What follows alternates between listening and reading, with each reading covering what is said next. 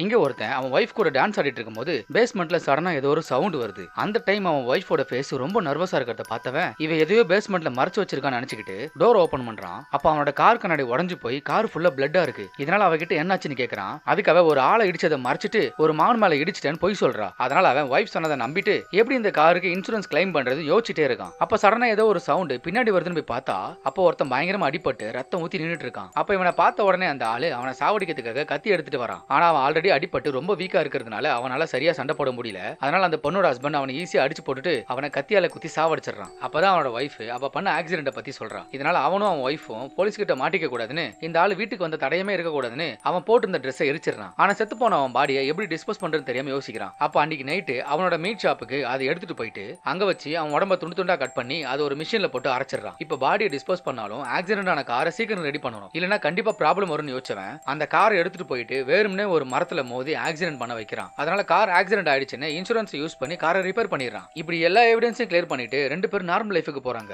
அப்போ ஒரு நாள் இவங்க ரோட்ல நடந்து வரும்போது இவங்க சாவடிச்ச அந்த ஆளோட போட்டோ ஒட்டி இருக்காங்க. அப்பதான் அவங்களுக்கு தெரியுது அவன் ஒரு பெரிய கேங்கோட லீடர்னு. என்னதான் இவங்க போலீஸ் கிட்ட இருந்து எவிடன்ஸ் மறைக்க ட்ரை பண்ணாலும் இவங்களோட கேங்கு கண்டிப்பா இவங்களை கண்டுபிடிச்சு சாவடிக்க போகுதுன்னு பயப்படுறாங்க.